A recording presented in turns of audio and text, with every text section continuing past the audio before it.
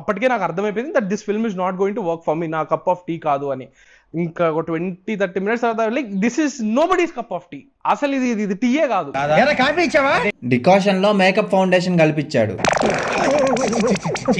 నేను ఫస్ట్ చూసిన Vishwaksen movie hit. దాని తర్వాత వరుస పెట్టి వెళ్ళిపోమాకే నుంచి గ్యాంగ్స్ ఆఫ్ గోదావరి వరకు అన్ని చూసా. ఓరి దేవుడా కూడా నేను థియేటర్ లో చూసా అంటే అర్థం చేసుకోండి. నాని అన్న మూవీస్ మీద ఎంత నమ్మకం ఉంటుందో మనోడు మూవీస్ మీద కూడా అంతే నమ్మకం ఉండేది. కానీ సడన్ గా ఏటీ దాగాడో తెలియదు కానీ ఆ దాస్ కా ధమ్కీతో స్టార్ట్ అయిందయ్యా స్ట్రీక్. గా మీద తప్పించి వరుస పెట్టి రాడ్లు దింపాడు. లైలా ఫస్ట్ లుక్ చూసి ఆహా లైన్ లోకి వచ్చేసల్లా కొత్త కాన్సెప్ట్ అనుకున్నా. అబ్బే లైన్ కాదు, పొడుగాటి ట్రయాంగిల్, ఇది డైరెక్ట్ బుర్జ్ ఖలీఫా.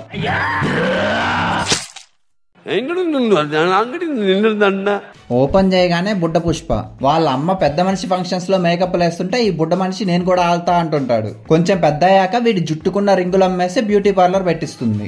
ఇంకొంచెం పెద్ద అయ్యాక మళ్ళీ ఆ రింగులు కొనుక్కుంటాడు అనుకోండి, అది వేరే విషయం. ఇంకా ప్రస్తుతానికి వస్తే ఊర్లో జరుగుతున్న ఊరకొక్కల సభ. మొగుళ్ళందరూ కలిసి మీటింగ్ పెట్టుకుంటారు. మా పిల్లలందరూ ఆ సోనుగాడి దగ్గరే వేయించుకుంటున్నారు మేకప్. జోక్ దరిద్రంగా ఉంది కదా.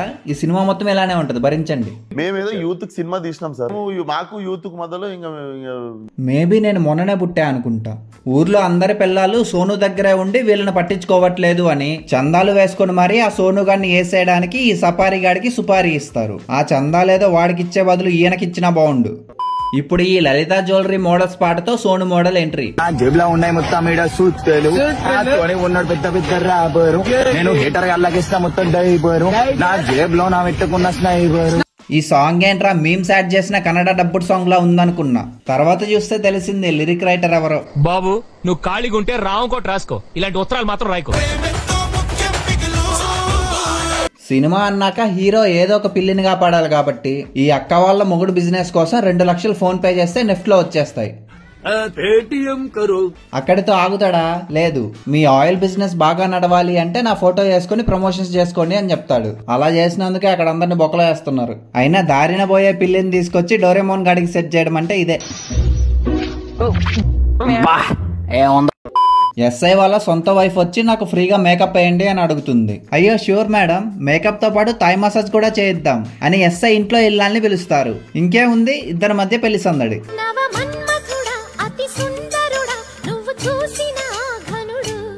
ఇద్దరు పిల్లల ముద్దుల మొగుడు వచ్చి ఆపాలని చూస్తే నీకు నాకు బ్రేకప్, ఐ హేట్ యు, నువ్వు ఇలాంటి వాడు అని అనుకోలేదు, డివోర్స్ అటు చెప్పాలి అని చెప్పి వెళ్ళిపోతారు. ఉన్నది పోయే ఉంచుకున్నది పోయే అనే దానికి లైవ్ ఎగ్జాంపుల్ ఇది. మొత్తం నీ వల్లారా మోట్లు అని కొట్టడానికి వెళ్తే లేడీస్ అందరూ వీడియోస్ తీస్తూ ఉంటారు. ఇది ఎలివేషన్ అని బీజిఎం ప్లే అయ్యేదాకా అర్థం కాలేదు నాకు.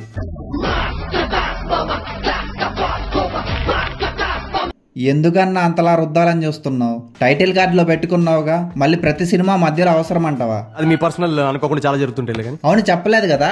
ఈ మూవీలో సునిశ్చిత్ ఉన్నాడు. ఇంటర్వ్యూస్ లో త్రివిక్రమ్ కి హాలీవుడ్ సీడీలు ఇచ్చింది నేనే అని చెప్పుకుంటాడు చూడు, వాడే. ఇక్కడ కూడా ఎస్ఐకి జాబ్ ఇచ్చింది నేనే అని చెప్తే వీడికి హ్యాండ్ జాబ్ ఇచ్చి కుక్కని కొట్టినట్లు కొడతారు. వీడికి ఒక రివెంజ్ ఆర్కే రాశారు. ఏదో క్యామియో రోల్ అనుకుంటే సినిమా మొత్తం ఉంటాడు. ఒక పాయింట్ లో హీరో కూడా వీడే అనుకుని కన్ఫ్యూజ్ అయ్యా. కట్ చేస్తే ఈ రండిరా రండిరా క్యా రండిరా అంకుల్ చిరంజీవి ఫ్యాన్ అంట. నా పేరు ఖైదీ, నా పెళ్ళం పేరు శుభలేఖ, నా కొడుకు పేరు రుస్తుం, కూతురు పేరేంటి అంకుల్ చంటబ్బాయ. వాడి కొడుకుకి చిరంజీవి మూవీ లాంటి అమ్మాయితో పెళ్లి చేయాలి అనేది డ్రీమ్ అంట. షిట్ అంకుల్, ఒక 100 సంవత్సరాల ముందు చెప్పాల్సింది, హిట్లర్కి ఇచ్చి పెళ్లి చేసేవాళ్ళం. మందు దాగుతున్న ఎస్ఐ డామర్ అంకుల్ మంచింగ్ కోసం సోనుగాడి వేళ్లు తీసుకొని రా అని చెప్తాడు. అప్పుడే హీరోయిన్ తో లస్టెడ్ స్ట్రీట్ సైడ్ అనమాట. షో దొబ్బడానికి ఫైట్ తో పాటు మేకప్ కూడా వేస్తుంటాడు. ఆ పిల్లని లైన్ లో పెట్టడానికి ఎన్ని వేసేలు వేస్తున్నారా. నెక్స్ట్ డే హీరోయిన్ నుండే జిమ్ లో జాయిన్ అవ్వడానికి వెళ్తాడు. కానీ అది లేడీస్ జిమ్ అయినా కూడా లేడీస్ అందరూ ధర్నా చేసి మరీ జాయిన్ చేస్తారు. ఏంట్రా వీడు చార్మినార్ ఆరియా? ఆ హీరోయిన్ అయితే ఈ సినిమాలో ఎందుకుంటుందో అర్థం కాదు. కెమెరాకి కామం ఉన్నట్లు సినిమా మొత్తం స్కిన్ షోనే చూపిస్తారు. సందీప్ రెడ్డి వంగాని మిసోజనిస్ట్ అనడం కాదు, ఇలాంటి ఆబ్జెక్టిఫికేషన్ చేసే వాళ్ళని వంగబెట్టండి ఫస్ట్. పార్క్ లో 5 రౌండ్స్ వేరా అంటే RRR లో లాగా హీరోయిన్ ని భుజాల మీద ఎక్కించుకొని రన్నింగ్ చేస్తాడు. యాక్చువల్లీ రన్నింగ్ కూడా కాదది. పాత సినిమాలో బ్యాక్గ్రౌండ్ ముందు కార్ నడుపుతారు చూడు, అట్లా ఉంటది. వెనక బ్యాక్గ్రౌండ్ ఫాస్ట్ గా వెళ్తుంటే వీళ్ళు మాత్రం స్లో మోషన్ లో జూమ్లు చేస్తుంటారు. విఎఫ్ఎక్స్ చేసేవని అడగాల్సిందన్నా, ఇంతకు ముందు ఏమన్నా షార్ట్ ఫిల్మ్ చేసావా అని. అలా రౌండ్స్ వేయగానే అప్పటి వరకు చిరాగ్గా ఉన్న హీరోయిన్ హార్నీ ఎక్స్ప్రెషన్స్ పెట్టి వీడి వెనక తిరగడం స్టార్ట్ అవుద్ది. మంచి మంచి ప్రేమ కథలు సార్. దీని వెనకున్న సింబాలిక్ మీనింగ్ ఏంటో నాకు తెలీదు.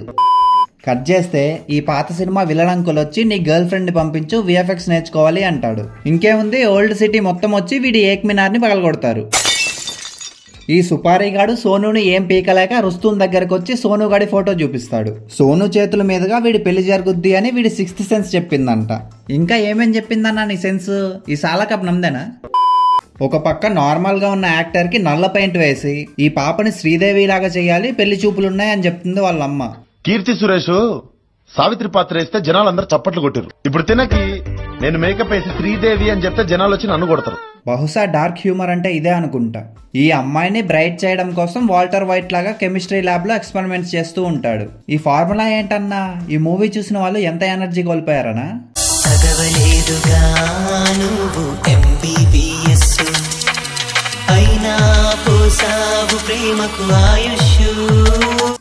అలా మసిపూసి మారేడుకాయ చేసి వంటలక్కలాగా ఉన్న ఆవిడ్ని కిమ్ కార్డేషియన్ లాగా తయారు చేస్తాడు. ఈ గ్యాప్ లో ఫైట్ అనమాట.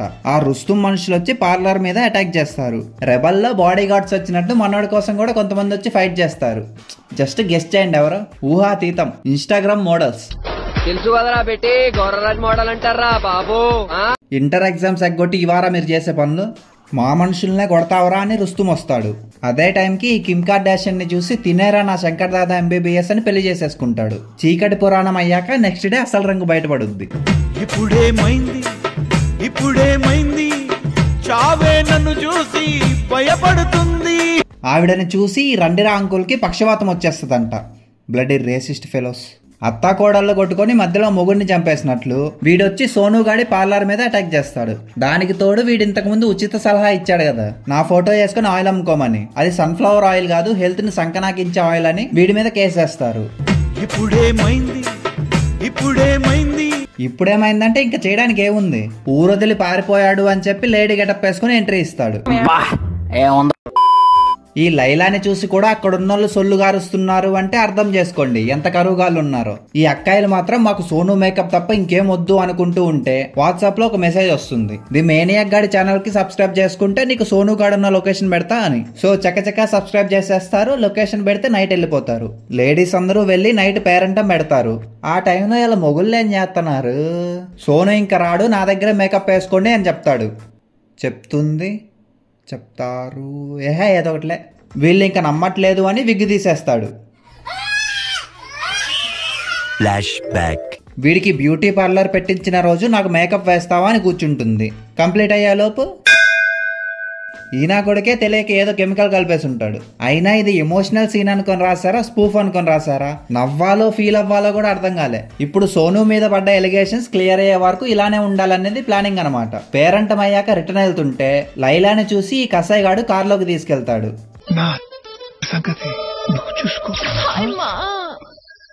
కాల్తుంది.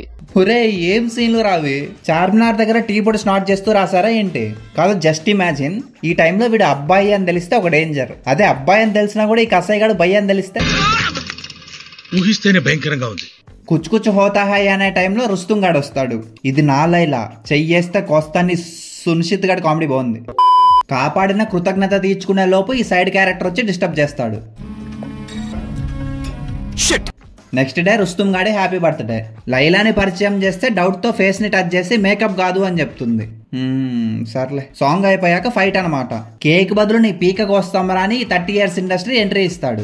లైలాకి కత్తి పెట్టగానే నా కడ్రైర్ ఇచ్చేస్తా, మేకలు ఇచ్చేస్తా, లాస్ట్ కి నా పెళ్ళాన్ని కూడా ఇచ్చేస్తా అంటాడు. కామం తురాణం మైండ్ మొత్తం గంగార్పణం అంటే ఇదే.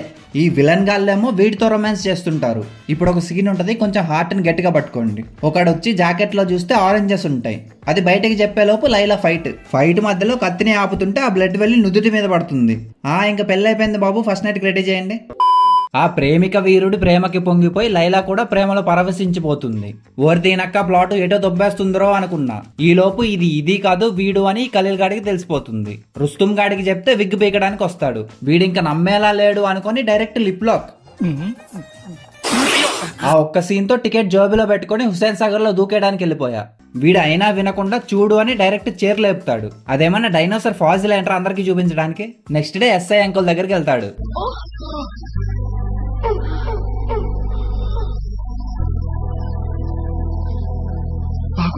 ఈ ఛానల్ పెట్టిన పాపాలకి ఎన్ని ఘోరాలు చూడాల్సి వస్తుందరా. ఆ ఆయిల్ కప్పుల్ని డాబాకి తీసుకొని రా, అప్పుడు నువ్వే నా రంకు మొగుడు అని చెప్తుంది. మొగుడి పోస్ట్ మాత్రం నాకే కావాలి అని డైరెక్టర్ రుస్తుం గాడు పెళ్లి కార్డులు కొట్టిస్తాడు. ఈ హౌలాగాడు ఆగేలా లేడు అని ప్లాన్ వేసి వేరే అమ్మాయిని పంపిస్తారు. వాడు లైలా అనుకుని హక్ చేసుకుంటే అయ్యో మోసం, ఎందుకు ఇలా చేసావు రుస్తుం అని బ్రేకప్ చెప్పేస్తుంది. అయినా ఆ కటౌట్ కి ఈ కటౌట్ కి తేడా తెలియదేంట్రా నీకు? కామంతో కళ్ళు మూసుకుపోవడం అంటే ఇదే. పాపం బ్రేకప్ బాధలో ఇంటికి వెళ్లి పెళ్ళంతో నాదిరిదిన్నా ఆ డాబాకి ఆయిల్ అంకుల్ని పిలిచి సోనుని పట్టుకుందామని వెయిట్ చేస్తూ ఉంటారు. ఈ లోపు దోమల మందు కొట్టి లైలాని ఎత్తుకెళ్లిపోతారు. ఎంతమంది గుడ్డినా కొడుకులు ఉన్నారా ఇంకా? ఎవరు అంటే ఇంకెవరు, అమర్ ప్రేమికుడే. మత్తులో పెట్టి పెళ్లి చేసుకుందాం అనుకునే లోపు రంకు మొగుడొచ్చి ఆపండి అని ఫైట్.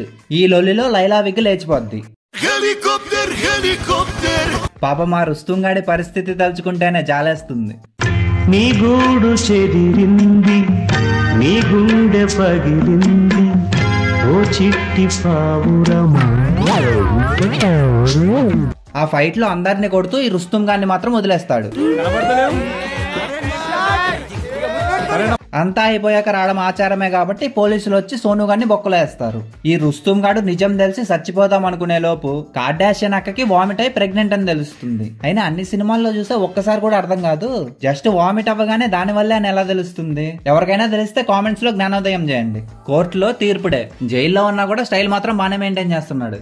జ్యోతక్క వచ్చి ఆయిల్ చేసింది నా మొగుడే, ఈ కసాయి గాడు లంచం తీసుకొని సోనుని ఇరికించాడు అని చెప్తుంది. గాలి మాటలొద్దు, ప్రూఫ్ చూపించు అనగానే cinema main hero entry. Starting నుంచి తీసిన సీక్రెట్ క్యాంప్ వీడియోస్ చూపించి దోషులకు శిక్ష పడేలా చేస్తాడు. టాలీవుడ్ కి కొత్త హీరో దొరికేశాడు. ఎన్ని సినిమా ఛాన్సెస్ లాక్కున్నారా? ఎప్పటికైనా జస్టిస్ ద లీగ్.